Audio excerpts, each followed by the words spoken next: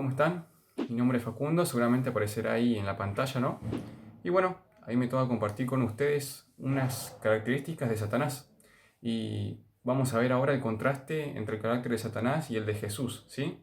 Entonces empezamos leyendo unos par de versículos y bueno, ahí como ven aparece la imagen de Caín y Abel, ¿no? Que bueno, eh, por ellos dos, bueno, se causó la primera muerte, bueno, mejor dicho, por Caín, ¿no? Que lo mató a su hermano porque le caía mal. Así que, bueno, entonces vamos a ver el primer versículo, dejando bromas. Dice en Juan 8:44, sois de vuestro padre el diablo y queréis hacer los deseos de vuestro padre. Él fue un homicida desde el principio y no se ha mantenido en la verdad, porque no hay verdad en él. Cuando habla mentira, habla de su propia naturaleza, porque es mentiroso y el padre de la mentira. Entonces, primer versículo, primera característica.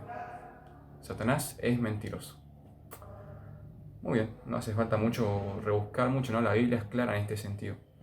Y vamos a ver el segundo versículo. Dice, y oí una gran voz en el cielo que decía, ahora ha venido la salvación, el poder y el reino de nuestro Dios, y la autoridad de su Cristo. Porque el acusador de nuestros hermanos, el que los acusa delante de nuestro Dios, día y noche, ha sido arrojado. ¿Quién ha sido arrojado? Como dice un versículo anterior, Satanás, ¿verdad? La serpiente antigua.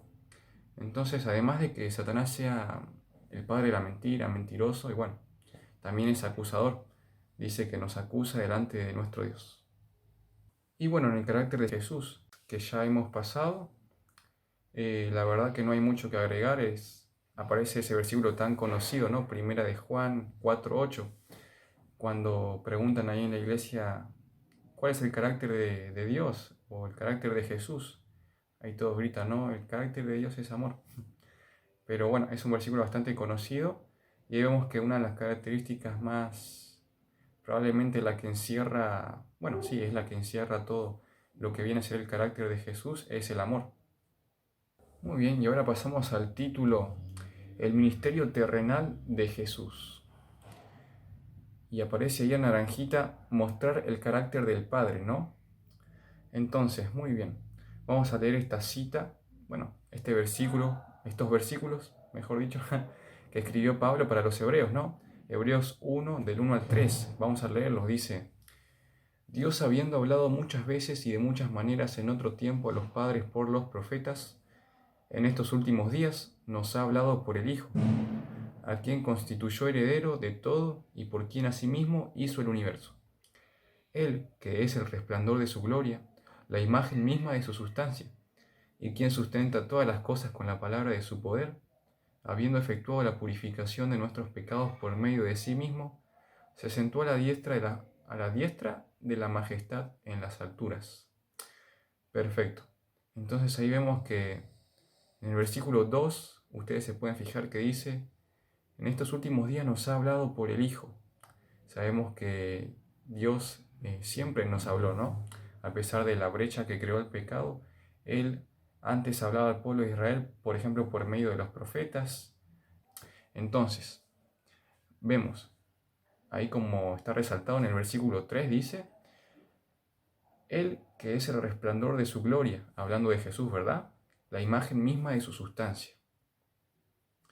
Entonces vemos que acá se está mostrando una faceta tal vez no muy conocida de la vida de Jesús, ¿verdad? Porque cuando pensamos en Jesús, a veces solo se nos viene a la cabeza que Él murió en la cruz y vino a salvarnos, y eso es completamente verdad, y estamos todos de acuerdo. Pero a veces no pensamos o tal vez no nos acordemos de que Jesús también vino a mostrarse como Dios. Él vino a representar el carácter de Dios. ¿Y por qué Él vino a hacer esto por nosotros? Y muchas veces se piensa, ¿no?, que la imagen de Dios en el Antiguo Testamento tal vez fue alterada y a veces se piensa que Dios fue malo y mandó matar a este, al otro. Pero acá vemos que, como vimos anteriormente, Jesús es amor. Y una de las características que Él vino a mostrar es que Dios es amor. ¿Sí? Entonces esta es la faceta tal vez no tan conocida de Jesús. Hola a todos, mi nombre es Daniel, así que bueno, vamos a comenzar con la siguiente parte. Facu acaba de leer unos versículos muy interesantes en el libro de Hebreos. Nosotros vamos a continuar esta misma línea leyendo Juan capítulo 14 versículos del 8 al 11, donde vamos a notar realmente cómo Jesús tenía bien claro esta parte de su ministerio, que era revelar el carácter del Padre para el pueblo de Israel. Y la cita dice: Felipe le dijo: Señor, muéstranos al Padre y nos basta. Jesús le dijo: ¿Tanto tiempo hace que estoy con vosotros y no me has conocido, Felipe? El que me ha visto a mí, ha visto al Padre. ¿Cómo pues dices tú, muéstranos al Padre? ¿No crees que yo soy en el Padre y el Padre en mí? Las palabras que yo os hablo no las hablo por mi propia cuenta, sino que el Padre, que vive en mí, Él hace las obras. Creedme que yo soy en el Padre y el Padre en mí. De otra manera, creedme por las mismas obras. Juan 14, del 8 al 11. Entonces, analizando estos versículos, podemos ver en la primera parte que Felipe valida esto de que el pueblo de Israel, incluso los mismos discípulos, no tenían bien claro cómo es el Padre al pedirle a Jesús que le revele el carácter del Padre. Y Jesús va y le dice: Felipe, ¿hace cuánto tiempo que estoy con ustedes y todavía no entienden que yo soy en el Padre y el Padre en mí? El que me vio, vio al Padre. Cristo es la esencia misma, es la imagen misma de la sustancia del Padre. Y ahí Jesús le continúa diciendo a los discípulos: las cosas que yo digo no las hablo yo mismo, sino es el Padre que las habla a través de mí. Y Jesús continúa diciendo: si no me creen por las cosas que yo digo, créanme por las cosas que yo hago, porque tanto lo que hago como lo que digo realmente es inspirado por el mismo Padre. Entonces vemos que esta afirmación como que termina humanizando muchísimo más la imagen que tenemos del Padre, porque estamos viendo a Jesús como referente de esta imagen, como espejo de esta imagen. Entonces, al ver a Jesús, al ver su accionar, al ver sus pensamientos, al ver sus características, su carácter, estamos viendo claramente cómo es también el carácter del Padre. Y continuando, vamos a empezar a leer 4 versículos que empiezan a darnos ciertos ingredientes sobre este relacionamiento que tenía Jesús con el Padre, que debería ser característico también en nosotros como discípulos de Cristo y este relacionamiento que tenemos que tener con Él. El primer versículo se encuentra en Juan 15:4, que dice: Permaneced en mí y yo en vosotros. Como el pámpano no puede llevar fruto por sí mismo si no permanece en la vid, así tampoco vosotros si no os permanecéis en mí.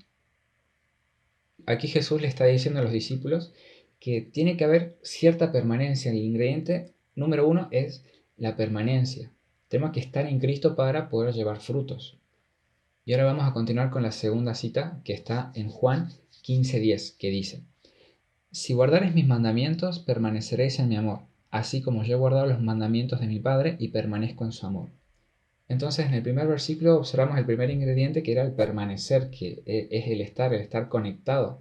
Pero ahora se agrega un segundo ingrediente que dice el amor. Tenemos que estar conectados por amor. Yo estoy conectado al Padre, dice Jesús, por amor. Y esta permanencia por amor nos lleva naturalmente a guardar sus mandamientos, a obedecer sus mandamientos. Pero ahora vamos a ver el tercer ingrediente que se va agregando a esto. Y para esto vamos a leer la tercera cita que está en Juan 13:35, que dice: En esto conocerán todos que sois mis discípulos, si tuviereis amor los unos por los otros. Aquí este tercer ingrediente es realmente muy esclarecedor porque nos habla de conocer. Y aquí mismo nos dice que el mundo va a conocer que nosotros somos sus discípulos porque tenemos amor los unos por los otros. O sea, porque conocemos a Cristo, que este Cristo es el que nos genera amor y este amor es el que naturalmente nos desarrolla esta permanencia también, pero porque le conocemos. Entonces vemos cómo el conocerle, el permanecer, el amar se van relacionando muy, muy, muy, muy fuertemente. Y ahora vamos a leer un versículo donde aclara esto de que el conocer es algo realmente importante. Leamos juntos Juan 14, del 6 al 7, que dice: Jesús les dijo: Yo soy el camino y la verdad y la vida. Nadie viene al Padre sino por mí. Si me conocieseis, también a mi Padre conocerías, y desde ahora le conocéis y le habéis visto. Entonces aquí vemos que Jesús tenía bien claro este tema de que es súper importante el conocer. Cristo conocía cara a cara al Padre, y por conocerlo sabía cómo Él era y lo daba a manifestar a sus discípulos. Y esta es la misma experiencia que nosotros tenemos que tener con Cristo. Nosotros tenemos que conocerlo realmente.